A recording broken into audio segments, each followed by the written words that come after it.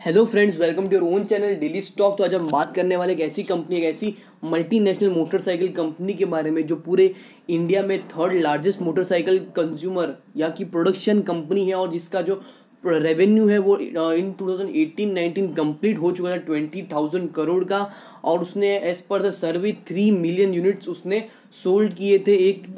With in 1 year, और 4 million vehicles जो कि टू व्हीलर्स व्हीकल्स होते हैं वो भी उसने सेल किए थे विद इन 1 ईयर। ऐसी ही company that is TVS Motors company, जिसके हम एनालिसिस करने वाले हैं, जिसका जो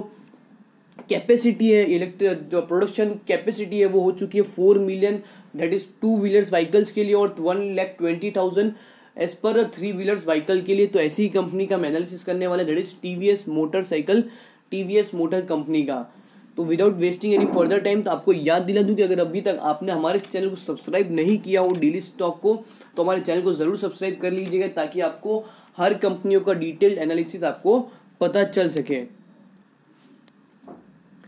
तो बात करते हैं सबसे पहले कंपनी कौन कौन से बिजनेस में और कौन कौन सी तरीके व्हीकल्स मार्केट में लॉन्च करती है और उसके थ्रू अपना रेवेन्यू और प्रॉफिट मार्केट में बनाती है। तो टीवीएस मोटर कंपनी एक ऐसी कंपनी है जो कि मैन्युफैक्चर करती है motorcycles, scooters, mopeds, 3 wheelers vehicles, parts और बहुत सारी एसेसरीज। उसके थ्रू अपना ये रेवेन्यू, बिजनेस और अच्छी तरह से अपना जो प्रॉफिट होता है वो कर पाती है। अब हम कंपनी के बारे में बात कर लेते तो इस company that is TVS motor का जो मार्केट कैपिटलाइजेशन निकल कर आ रहा है वो हो चुका है इस साल बढ़कर 22,744.80 करोड़ रुपीज़ का इसका मार्केट कैपिटलाइजेशन हो चुका है। और इसका जो पीई है, इंडस का जो पीई है वो है 18.57, जबकि इसका जो पीई रेशियो है बहुत ही ज़्यादा है और बहुत ही ज़्यादा प्रीमियम वैल्यूएशन पे और बढ़कर हो चुका है ऑलमोस्ट 5 टाइम्स से भी ज़्यादा, और 101.02 का इनका इसका इस शेयर का पी रेशियो जो कि बहुत ही ज़्यादा in comparison to industry P. और इस शेयर का जो बुक वैल्यू है वो हुआ है इस साल बढ़कर हो चुका है 75.84, और इसका जो अर्निंग पर शेयर निकल कर आ रहा है दैट इज ईपीएस वो है इसका 4.74, और इसका पीबी रेशियो भी, इसके जो सेक्टर का जो पीबी रेशियो है उससे भी काफ़ी ज़्यादा है और हो चुका है इस साल बढ़कर 6.31, और इसकी फेस वैल्यू है 1, और इसके डिविडेंड यील्ड परसेंटेज है 0.73, जो कि अगर आप इस शेयर में डिविडेंड के पर्पज से इन्वेस्ट करना चाहते हो तो ये शेयर में आपको कुछ ज़्यादा ग्रोथ या डिविडेंड अच्छा खासा नहीं मिल पाएगा। और कंपेयर करें इसके पी रेशियो के बारे में तो ये इंडस्ट्री के बहुत ही ज़्यादा इसका पी रेशियो, और ये भी जो शेयर है ओवर प्राइस्ड हो चुका है। अगर आपको ये शेयर थोड़े करेक्शन पे अच्छी प्राइस पे मिल जाए तो आपको अच्छी खासी बाइंग इसमें बनने को मिल सकती है। बात कर ले, अगर अभी तक आपको पी रेशियो और पीबी रेशियो जो मतलब होता है वो अभी तक आपको नहीं पता हो तो उसकी लिंक भी हमने डिस्क्रिप्शन में दे रखी है, तो उधर जाके आप इसका मतलब देख सकते हो। अब हम इसके रेवेन्यू और प्रॉफिट को कंपेयर कर लेंगे पिछले कुछ सालों से, तो कंपनी ने किस तरह से मार्केट में परफॉर्म किया है। तो आप देख सकते हैं कि 2017 से लेकर 20 तक कंपनी का जो रेवेन्यू और प्रॉफिट है वो बहुत ही अच्छे ट्रेंड में था, और दैट इज 2019 तक। बट इस साल पेंडेमिक सिचुएशन होने के कारण जो भी कंपनी का जो मार्केट में रेवेन्यू और सेल्स था वो बहुत ही ज़्यादा डाउनफॉल हो चुका, और इस साल कंपनी का जो रेवेन्यू है जो कि पिछले साल था 20.18 करोड़ रुपीज़, जो कि इस साल घटकर हो चुका है 18.90 करोड़ रुपीज़। और इसका जो पिछले साल प्रॉफिट था वो था 0.70 करोड़ रुपीज़, और इस साल गिरकर हो चुका है इसका प्रॉफिट 0.62 करोड़ रुपीज़। सबसे अच्छी चीज़ जो इसकी लगी वो है इसकी प्रमोटर होल्डिंग बहुत ही अट्रैक्टिव है, दैट इज मोर देन 50%, और है इसकी टोटल प्रमोटर होल्डिंग 57.39, और म्यूचुअल फंड होल्डिंग है 13.86%, डोमेस्टिक होल्डिंग है 21.91%, एफआईआई की होल्डिंग है इसके अंदर 10.64%, और other parties that is individual investors या रिटेल इन्वेस्टर्स की इसके अंदर होल्डिंग है 10.05%।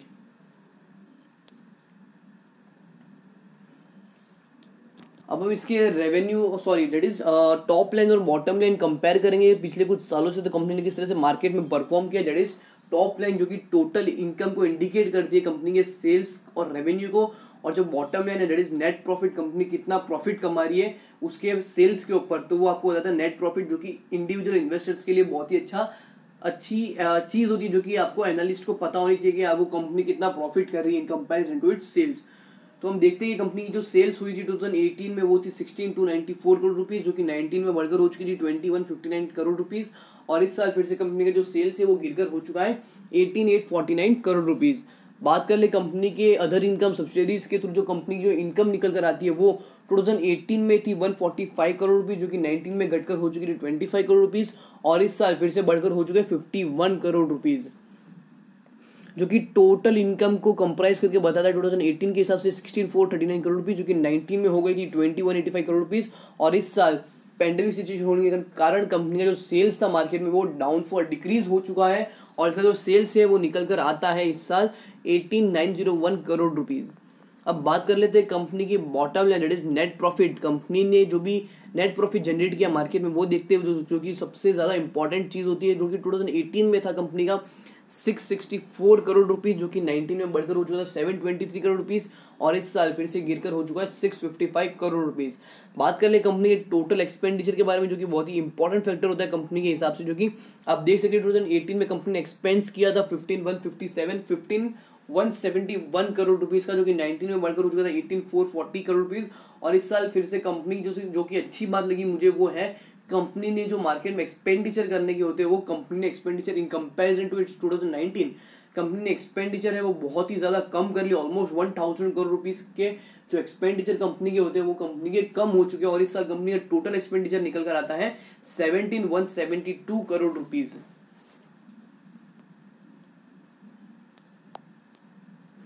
अब हम कंपनी के पर शेयर रेशियोज कंपेयर कर लेंगे, तो पर शेयर रेशियो में सबसे पहले जो रेशियो निकल कर आ रहा है वो है basic EPS, that is earning per share. कंपनी की किस तरह की अर्निंग निकल कर आती है comparison to its net sales, company जो भी मार्केट में वैल्यू है उसके ऊपर कंपनी की कितनी वैल्यू है अर्निंग पर शेयर, तो वो हम देखते हैं 2018 में थी वो 13.73, जो कि 19 में बढ़कर हो गई थी 14.83 रुपीज़, और इस साल फिर से गिरकर हो चुके 13.15 रुपीज़। ऑल दो ये जो ट्रेंड है ईपीएस का वो अगर इंक्रीजिंग ट्रेंड में हो तो कंपनी के लिए बहुत ही अच्छी बात होती है और बहुत ही अच्छा इंडिकेशन होता है, बट फिर भी कंपनी का जो ईपीएस है वो भी अच्छे या मेंटेन रेशियो में आप उसको देख सकते हो।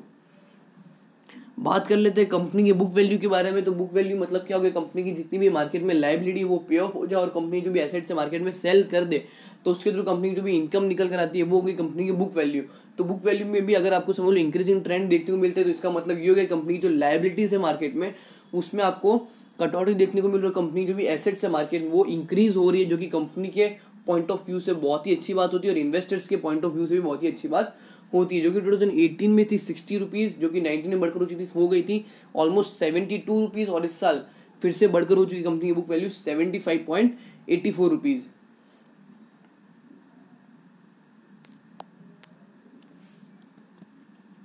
अब हम कंपनी के मार्जिन रेशियोज कंपेयर कर लेंगे, तो मार्जिन रेशियो में सबसे पहले जो रेशियो निकल कर आ रहा है वो है ग्रॉस प्रॉफिट मार्जिन परसेंटेज। इसका मतलब कंपनी जो भी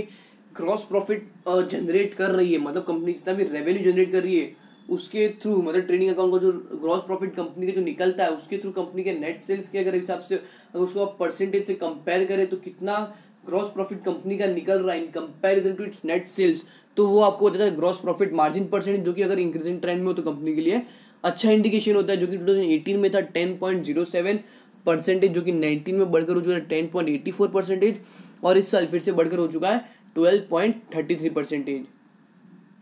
बात कर ले कंपनी के ऑपरेटिंग मार्जिन परसेंटेज के बारे में। ऑपरेटिंग मार्जिन परसेंटेज मतलब क्या, कंपनी जो भी शॉर्ट टर्म पेबल्स होते हैं वो कंपनी कितनी अच्छी तरह से पे कर पा रही है मार्केट में, या भी शॉर्ट टर्म कोई भी कुछ काम होता है कैश के रिलेटेड तो कंपनी कितने एफिशिएंटली उस काम को कर पा रही है, तो वो आपको बताता है ऑपरेटिंग मार्जिन परसेंटेज, जो कि आप देख सकते हैं कि 2018 में वो था 7.78%, जो कि 19 में बढ़कर हो चुका था 8.65%, और इस साल फिर से बढ़कर हो चुका है 9.38%, जो कि बहुत ही अच्छा इंडिकेशन है। बात कर ले कंपनी के नेट प्रॉफिट मार्जिन परसेंटेज के बारे में, तो नेट प्रॉफिट कंपनी जितना भी जनरेट करती है मार्केट में in comparison to its sales, तो वो आपको बताता है नेट प्रॉफिट मार्जिन परसेंटेज, जो कि आप देख सकते हैं कि 2018 में कंपनी का नेट प्रॉफिट मार्जिन परसेंटेज था 4.07%, जो कि 19 में घटकर हो चुका था 3.58%, और इस साल फिर से गिरकर हो चुका है 3.47%।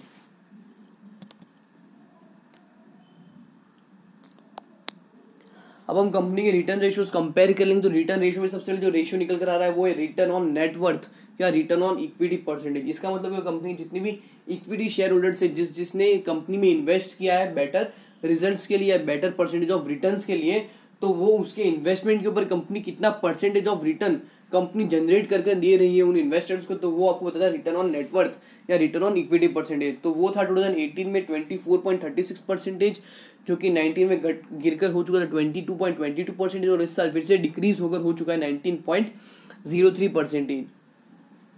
बात कर ले कंपनी की ROC percentage, that is return on capital employed percentage के बारे में अगर हम बात कर ले, दैट इज कंपनी अपने बिजनेस में जितना भी पैसा डालती है उसके ऊपर कंपनी कितना परसेंटेज ऑफ रिटर्न कमा रही है, उसको आप बोल सकते हैं return on capital employed percentage. वो भी अगर आप इंक्रीजिंग ट्रेंड में हो तो कंपनी के लिए बहुत ही अच्छी बात होती है, जो कि आप देख सकते हैं 2018 में वो था 23.66%, जो कि 19 में गिरकर हो चुका था 20.49%, और इस साल फिर से गिरकर हो चुका है 19.14%। बात कर लेते कंपनी की रिटर्न ऑन एसेट्स परसेंटेज के बारे में। रिटर्न ऑन एसेट परसेंटेज मतलब कि कंपनी के मार्केट में जितनी भी एसेट्स हैं उसके ऊपर कंपनी कितना परसेंटेज ऑफ प्रॉफिट कंपनी कमा रही है, वो आपको बताया रिटर्न ऑन एसेट परसेंटेज, जो कि 2018 में था 4.93%, जो कि 19 में हो गया था गिर के 4.22%, और इस साल फिर से गिरकर हो चुका है 3.23%, जो कि आपको बताता है कि कंपनी जो भी एसेट्स है उसके ऊपर कंपनी अच्छा खासा रिटर्न कमा नहीं रही है। बात कर लेते हैं कंपनी के लिक्विडिटी रेशियो के बारे में। तो लिक्विडिटी रेशियो जो इंडिकेट कर रहा है कि करंट रेशियो जो कि होना चाहिए 2:1 के रेशियो में हो तो बहुत ही अच्छी बात है, पर उससे कम हो तो भी अच्छी बात हो सकती है, जो कि आप देख सकते हैं कि 2018 में कंपनी का करंट रेशियो था 0.81, जो कि 19 में बढ़कर हो चुका था 1.02, और इस साल फिर से गिरकर हो चुका है 0.97। बात कर ले कंपनी के क्विक रेशियो के बारे में। तो क्विक रेशियो इंडिकेट करता है कि जो कि आइडियली होना चाहिए 1:1 के रेशियो में, अगर 1:1 रेशियो से ज़्यादा भी हो तो कंपनी के लिए बहुत ही अच्छी बात होती है, जो कि आप देख सकते हैं कि 2018 में वो था 0.68, जो कि 19 में बढ़कर हो चुका था 0.86, और इस साल फिर से थोड़ा सा गिरकर हो चुका है 0.85%।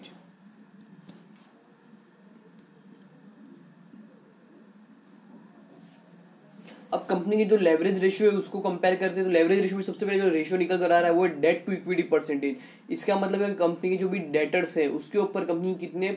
Percentage of equity share holders है, तो वो भी होना चाहिए, जितना कम हो उतनी अच्छी बात होती है। डेट टू इक्विटी 2:1 के रेशियो में तो ज़्यादा बेटर होता है, अगर उससे भी कम हो तो कंपनी के लिए बहुत ही अच्छा इंडिकेशन है। पर कंपनी की जो डेटर्स है मार्केट में बहुत ही ज़्यादा देखने को मिल रहे हैं, जिस तरह के परसेंटेज या आपको जो रेशियो निकल कर आ रहे हैं वो आप देख सकते हैं। 2018 में कंपनी जो लायबिलिटी थी वो थी 2.07, जो कि 19 में बढ़कर हो चुकी है 2.57, और इस साल फिर से जो कंपनी के जो डेटर्स है मार्केट में वो बढ़कर हो चुके हैं 2.74, जो कि बहुत ही खराब इंडिकेशन है कंपनी में इन्वेस्टमेंट के लिए, क्योंकि कंपनी की अगर समझ लो एक इक्विटी शेयर होल्डर तो कंपनी के उसके ऊपर 2.74 टाइम्स डेटर्स है, तो जो कि अच्छा इंडिकेशन नहीं है। जब तक कंपनी के डेटर्स कम नहीं होते इसमें इन्वेस्टमेंट करने का आपको नहीं सोचना चाहिए। बात कर ले कंपनी की इंटरेस्ट कवरेज रेशियो के बारे में। तो इंटरेस्ट कवरेज रेशियो भी जितना ज़्यादा हो तो उतना कंपनी के लिए अच्छा होता है, ताकि क्या कंपनी कितने टाइम में कंपनी अपनी इंटरेस्ट पेमेंट है वो पे कर पा रही है, वो आपको बताता है इंटरेस्ट कवरेज रेशियो, जो कि आप देख सकते 2018 में वो था 3.75%, जो कि 19 में गिरकर हो चुका है 2.63%, और इस साल फिर से गिरकर हो चुका है 2.07%। बात कर लेते हैं कंपनी की ग्रोथ रेशियो के बारे में। तो ग्रोथ रेशियो में जो सबसे पहले जो रेशियो निकल कर आया है वो है सेल्स और in comparison to its net profit, that is CAGR, compound annual growth return का अगर हम एवरेज देखेंगे 3 साल का सेल्स के हिसाब से, तो वो था 2018 में 16.48, जो कि 19 में बढ़कर हो चुका है 21.01, और इस साल गिरकर हो चुका है 14.79%। बात कर ले कंपनी का CAGR in comparison to its net profit on an average of 3 year, तो वो आप देख सकते हैं 2018 में वो था 27.53%, जो कि 19 में गिरकर हो चुका था 19.53%, और इस साल फिर से गिरकर हो चुका है 8.78%, जो कि नेगेटिव इंडिकेशन है।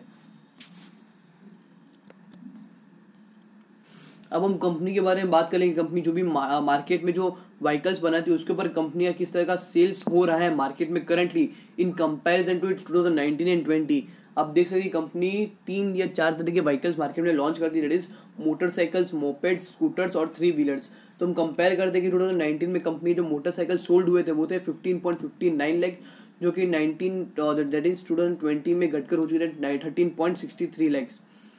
मोपेड्स भी कंपनी के पिछले साल सोल्ड हुए थे 8.97 लैक्स, जो कि इस साल घटकर हो चुके हैं 6.51 लैख। स्कूटर्स पिछले साल 13.01 लाख और इस साल गिरकर हो चुके हैं 10.75 लाख। और बात कर ले कंपनी जो 3 व्हीलर है, डेट इज ऑटो रिक्शा, जो पिछले साल सोल्ड हुए थे 1.56 लाख, जो कि इस साल ज़्यादा सोल्ड होकर हो चुके हैं 1.74। कंपनी के ओवरऑल कितने व्हीकल सोल्ड हुए, उसका अगर हम कंपेयर करें तो पिछले साल सोल्ड हुए थे 39.13 लाख व्हीकल सोल्ड हुए थे मार्केट में, और इस साल हुए हैं 32.63 लैक्स। बात करें अगर कंपनी अगर समझ लो पेंडेमिक सिचुएशन के बाद भी अगर नेक्स्ट क्वार्टर अच्छा रिजल्ट लाती है, तो आपको इसमें इन्वेस्टमेंट करना है या नहीं करना है, वो आपको उसमें सोचना चाहिए। अब सबसे इम्पॉर्टेंट चीज़, कंपनी करंटली मार्केट में कितने पे ट्रेड हो रही है, that is TVS motor company. तो आप देख सकते हैं कि 2020 अगर आप इसका 5 ईयर हाई भी देखोगे तो वो है इसका ऑलमोस्ट 240.10 इसका लो है, और इसका हाई है 794.45। और आज ये शेयर बंद हुआ है 475.3 रुपीज़ पे, जो कि आपको क्लियर कट इंडिकेशन दे रहा है कि अगर अभी भी